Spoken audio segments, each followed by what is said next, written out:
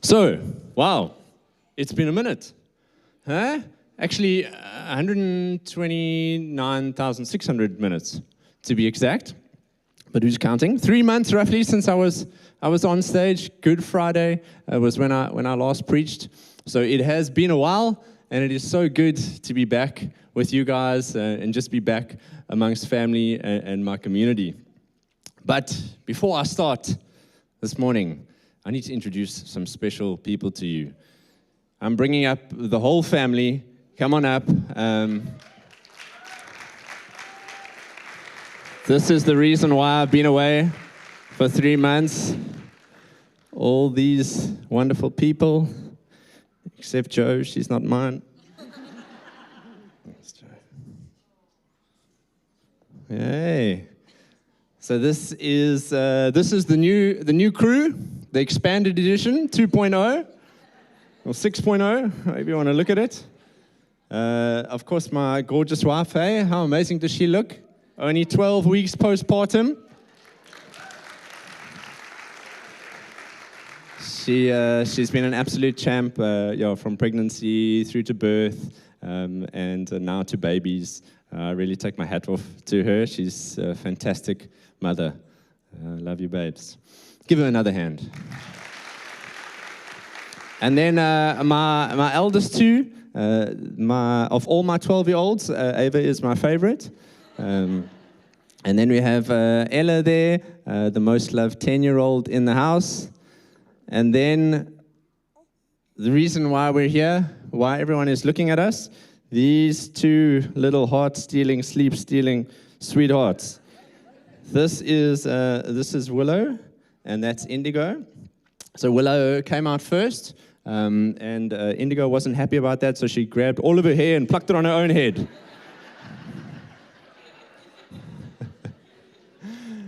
They're very cute, very special, doing so well. Such different people. In case you weren't sure, they're not identical.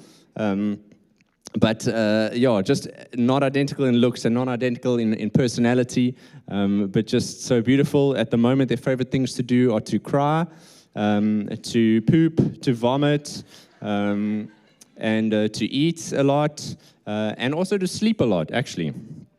I get into trouble when I brag about their sleep because my wife feels bad for everyone else. But the record so far is 10 hours.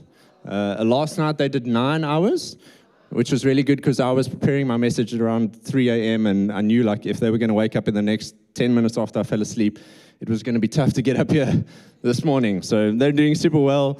They're such a blessing to us. So there you have it, the new family. All 6 of us, all the girls, and me. Thank you, ladies. I love you lots. Thanks, Jo.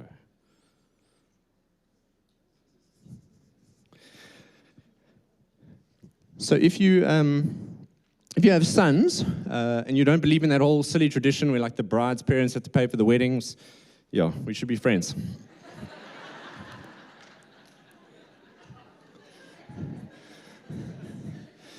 Okay, now that we're all awed out, I want us to have a little bit of fun with words this morning.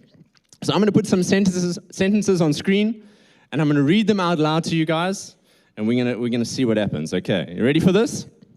Let's go. First one. Let's eat, Grandma. Oh, great. Sunday lunch, Grand's invited. All's good. Next slide. Let's eat, Grandma. Who? That took a sudden dark turn. Hey? Just 1 comma missing. The exact same words, just 1 comma missing, and we've gone from roast lamb to Silence of the Lambs. Next one. The panda eats shoots and leaves. Of course he does. Nom, nom, nom. Next slide.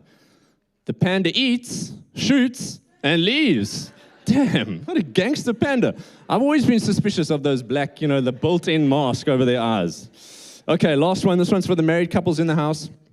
If you were to see this sentence on your English exam paper with instruction to punctuate it correctly, how would you do it? For the men in the house, I'm guessing this is what it's going to look like. A woman without a man is nothing. Hell yeah, come on. That's what I'm talking about. Okay? The woman, on the other hand, would punctuate it like this. A woman, without her, man is nothing. The exact same words. Guys, why don't you clap for like our version? The exact same words, just with a few different punctuation marks, and all of a sudden, the meaning has changed. One is right, and one's the woman's opinion. You get it, though. You get it. So why am I taking us back to primary school this morning? Because I want to show you that you can have the exact same combination of words with just a few different punctuation marks interspersed between those words, and the meaning can change completely. And I want to suggest to you this morning that punctuation doesn't just change the way we read sentences, it changes how we interpret our own life story, especially when it comes to our journey with God. So let me tell you where this message was birthed, where it's coming from. It's coming from a place where 45 Sundays, at the least, of 52 a year, I am here in this venue from at least 8 a.m. till 12 p.m., usually here in the front row. 40 of those 45 Sundays, I'm usually serving in some capacity that puts me on the stage. I've either got a microphone in my hand or an instrument in my hand. I'm doing the church news and facilitating a service. I'm on the band, or like this morning, I'm bringing a message. But now, 83 days ago, eating Chinese food at my in-laws, Hannah's water broke mid-pork ball. The twins were on their way into this world, and soon everything was going to change. Instead of being in the front row now, I'm in the back row. Instead of being on stage, I'm in the baby room. And instead of changing lives, I'm changing nappies. And as beautiful as the season is, and I honestly would choose it over and over again for the sake of those two little girls, it did have me asking some questions of God. Like, Lord, I thought things were heading in a particular direction. I thought we were on the same page with this whole life plan thing. Things were going all one way. It was going well. I'm growing in my role in ministry, taking on more responsibility. I have more capacity. I'm growing as a pastor, getting more and more involved in enjoying the job more and more. Having more capacity now to do things. Things have changed on staff levels. We're employing more people. We have margin. I have margin in my day to think ahead and to see people. I had margin in my finances for the first time in my life. A little bit of margin, a little bit of breathing room. It seemed like everything was finally heading in the right direction. Finally on the plan that I believe that God has had for my life this whole time. And then everything changed. Everything changed 83 days ago, mid-pork ball. And again, don't get me wrong. I'm not angry at God. I'm not miffed at Him. I'm not hating the season. It's beautiful. It's incredible. I'm loving it. I'm not wishing it away. And I'm also well aware that, babies don't just make themselves. So, we had some part to play in that. We were aiming singular. The plural, that's on Him. But we kind of stuck our hand up for the season. So, we are to blame, but I can't help thinking that someone just hit the pause button on the song that was playing. It was a good song. And someone just hit pause. What's going on, God? What's happening? Has anyone else ever felt like that? You feel like life was just heading in one direction. Everything was good. You can see the destination, and all of a sudden, short left. Everything changes. The path that felt so sure to you, now all of a sudden feels rocky. It feels uncertain. The destination that was so clear is now a little bit fuzzy. And sometimes we ask ourselves even we question the call of God on our lives. Did we get it right? Is this where we were supposed to be heading? 3 weeks ago, we had our guest speaker from the Awaken Ladies Conference who ministered on the Sunday, Danelle, and she reminded us of the seasons we find in Ecclesiastes 3. Do you remember it? Ecclesiastes 3, verse 1 to 4 says, "For everything there is a season, and a time for every matter under heaven, a time to be born and a time to die, a time to plant and a time to pluck up what is planted, a time to kill and a time to heal, a time to break down and a time to build up, a time to weep and a time to laugh, a time to mourn and a time to dance." And so it goes on. And later in verse 11, it says, "And he has made everything beautiful in its time." And as I watched from that back room on a really small screen, I realized that this is a season. This is a season I'm in, and it is part of a sentence that God is still writing. And it is beautiful in its time.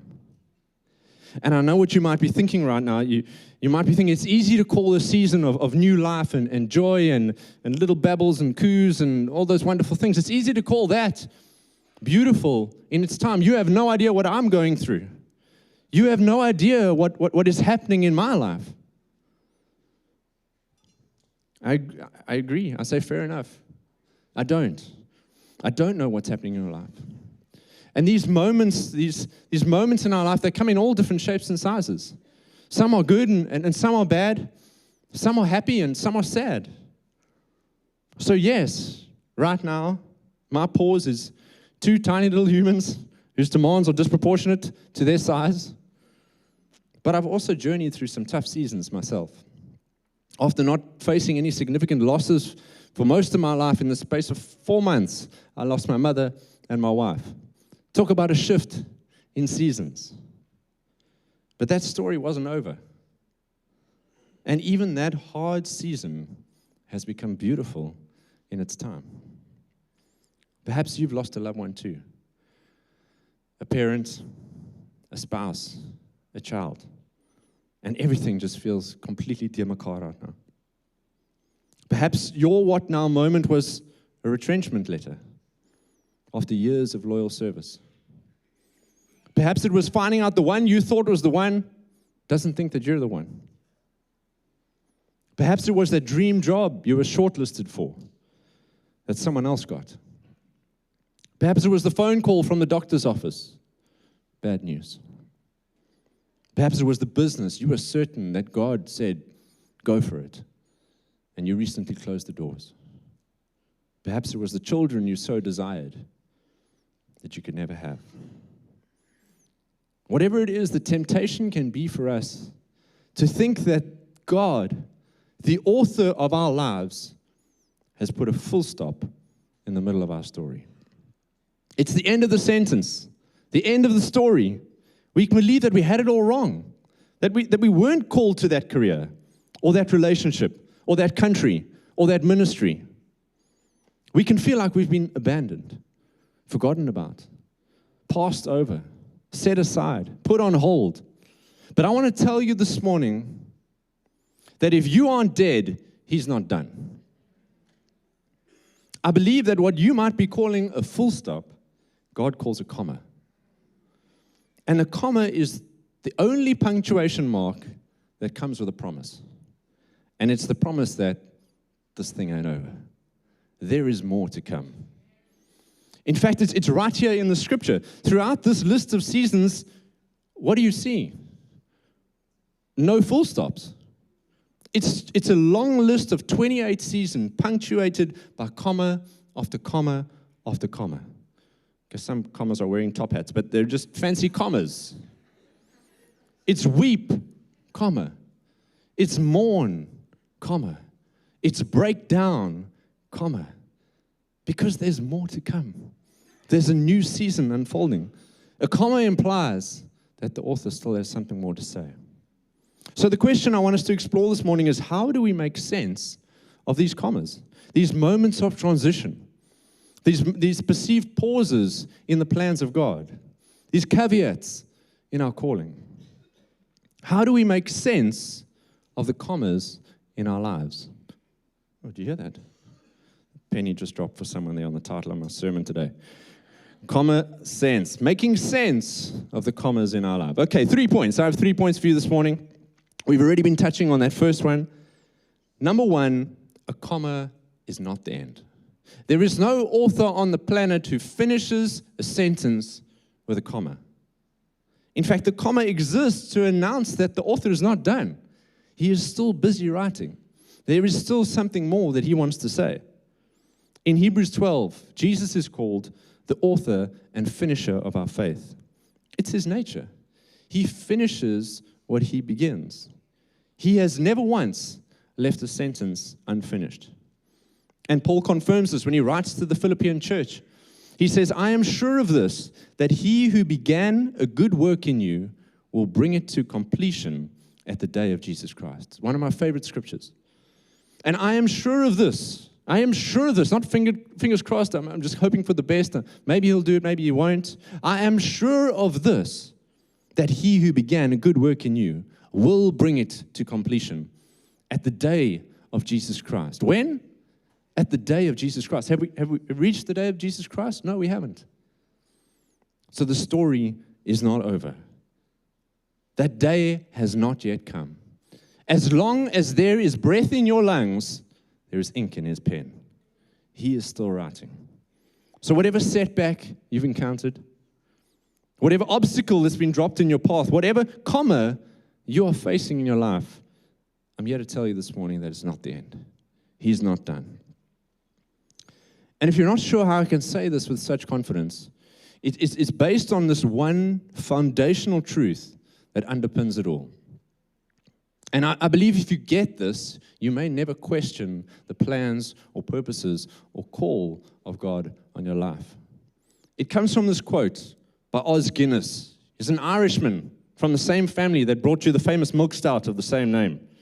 But you must have had a Martin moment where he turned from the booze to God. And he wrote a book on the call of God. And in it he writes this: our primary calling as followers of Christ is by him, to him, and for him. First and foremost, we are called to someone, God. Not to something such as motherhood, or politics, or teaching, or to somewhere such as the inner city or outer Mongolia. This has got to be our base.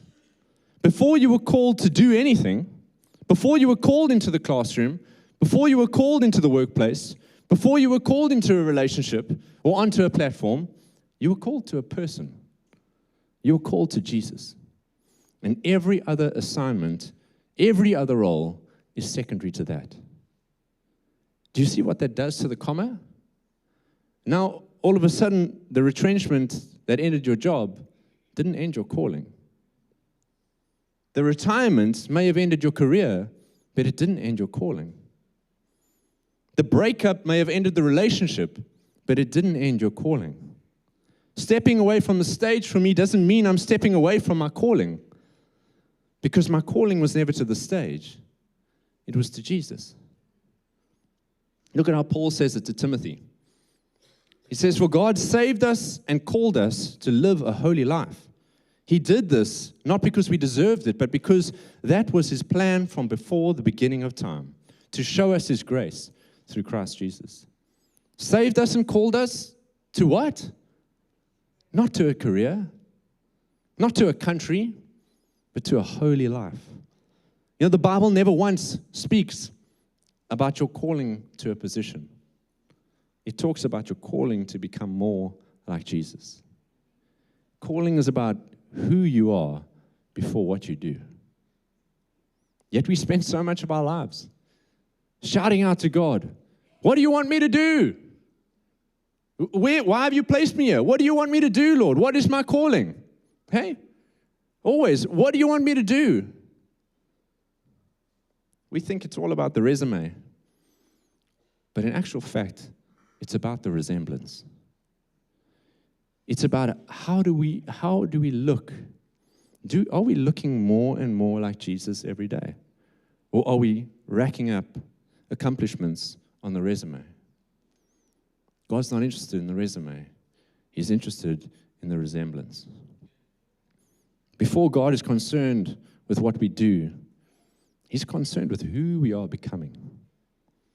So if this is our true north, that we are called to a person, then there is no comma. There's no caveat. There's no interruption that can take us away from the call of God on our life.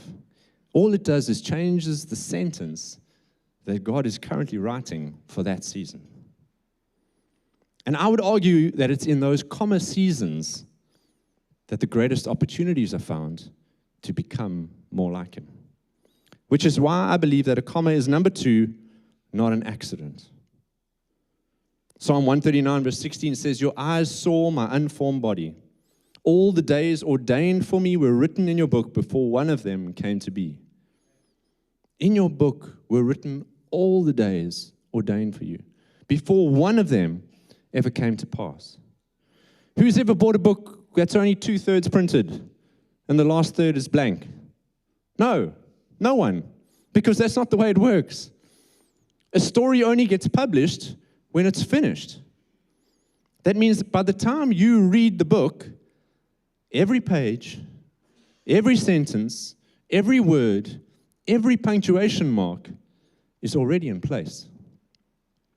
Remember, the author of our stories is the same person who Jesus describes in the Gospel of Matthew like this. He says, "Not one sparrow falls to the ground apart from your Father, and even the hairs of your head are all numbered." Now, you're going to have to work really hard to convince me that the God who knows the number of hairs on my head loses track of people. You didn't fall through the cracks at heaven's admin office. He knows your number. Your comma season is not an accident. Now, whether this comma came through the direct design of God or through the result of us living in a broken world, it didn't catch Him by surprise. By the time the comma came in your story, He'd already seen the full stop, and He knew what He was going to write between there and there. The pause in the program, the pause in the plan is not Him scratching His head, wondering, what should I do now with this person? He's not making it up as He goes. He's known the whole story since the beginning, since before the first word. But even if these seasons aren't accidental, it still begs the question, why? Why the season? Why the shift in season? Things were going so well. What was wrong with the way things were? Can't we just go back to the way things were? Why the interruption? I want to give you an insight into the craft of writing that I believe is going to change how you read these comma situations in your life. If you ask any novelist or any screenwriter, they will tell you in almost every book or movie, it's the action scenes that advance the plot, but it's the quiet scenes that develop the character. Think of this, the impossible canyon mission that Maverick leads in Top Gun. It's an exhilarating action scene. It's visually spectacular. It advances the plot to the climax. And then there's the quiet scene, a pause in the action, where Maverick is chatting to Rooster, and they're speaking about Goose and guilt and forgiveness and trust. And finally, he's showing that he's becoming the father figure that he's been avoiding. The mission moves the plot, but the pause moves the man. Not a Top Gun fan? Okay, Lord of the Rings. Samwise Gamgee and Frodo Baggins on their way up the Mount of Doom, or Mount Doom. They've been pursued by Gollum. It's an action scene. There's so much happening. It's tense, it's dangerous. The fate of Middle-earth hangs in the balance. And then there's a quiet scene before the final ascent. Frodo can't go any further, and Sam holds him in his arms, and he says, "Come, Mr. Frodo, I can't carry it for you, but I can carry you." The action scene moves them closer to destroying the ring, but the pause in the action reveals Sam's character. The commas in our lives provide opportunities to develop character. And remember, God cares way more about character than your accomplishments. Okay, so this season is not the end, and it's not an accident, but surely it's a waste of time. No.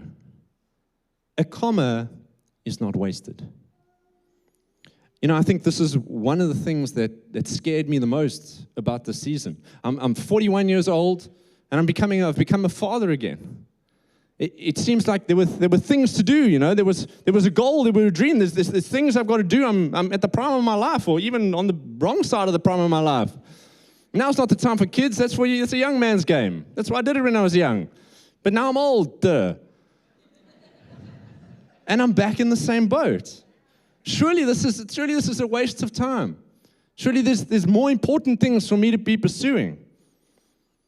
I'm sure Joseph asked a similar question about his comma season. You know that he had the big dream, 17 years. At 17, he got it. And then he waited 13 years. 13 years of pit, slavery, and prison before finally arriving in the palace. Psalm 105, it looks back at those years and it says, until the time came to fulfill his dreams, the Lord tested Joseph's character. Between the promise and the fulfillment, the Lord was at work in Joseph's life. He was testing him. He was forming him. He was proving him. He was preparing him. The season wasn't wasted. Running Potiphar's house and the prison, it was preparation for the day he'd be running Egypt. What about Moses? Moses spent 40 years in Midian, herding sheep through the exact wilderness that he would later lead 2 million people. The detour was the recon mission. When David was out with the sheep, he wasn't just learning how to use a sling. He was learning how to trust God when no one was watching. Jesus, the son of the author himself, lived 33 years, just 3 of them in public ministry. Do the maths. That's 90% of a comma season. A season of preparation, a hidden season before the launch. Church, look at that pattern. Those seasons weren't diversions from the assignment. They were the assignment. The comma isn't an interruption in your preparation. The comma is your preparation. I want to encourage you this morning, do not give up. Imagine Joseph stayed in the pit. Imagine Moses kept wandering in the wilderness. Imagine David stayed out in the field. You're not stuck. You're not stalled. The handbrake isn't up. You haven't been derailed. You haven't been placed on hold. You're just experiencing a comma in a sentence that's part of a story that's still unfolding. Don't walk out of the movie only 40 minutes in, when the hero looks dead and down and 1-star rating. This movie's going nowhere. Of course it's not. Wait for the end. You left at the comma. You gave up at the comma. Don't give up on your marriage because it's in a comma season. Don't give up on your dream because it's in a comma season. Don't give up on your usefulness to God because you're in a comma season. It's not the end. It is not an accident, and it is not wasted. The author is not done with you yet. You're not in the waiting room. You're in the writing room. For some of you, that might be the boardroom. For some of you, that might be the classroom. For some of you, it might be the queue at the unemployment line. For some of you, it might be a ward in a hospital. For me, it's the baby room.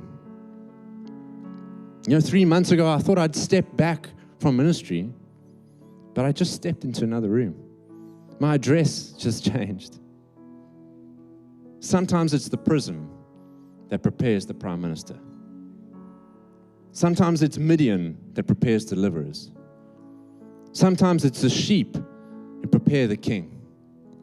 Sometimes it's Nazareth that prepares a savior. And sometimes it's the baby room that prepares a pastor. Let's not make the mistake of confusing movement for calling. thinking that bigger is better or faster is favor. Let's not confuse being more visible with being more significant. The position isn't the calling. The promotion isn't the calling. The platform isn't the calling. Jesus is. Jesus is the calling. He's calling you towards Him.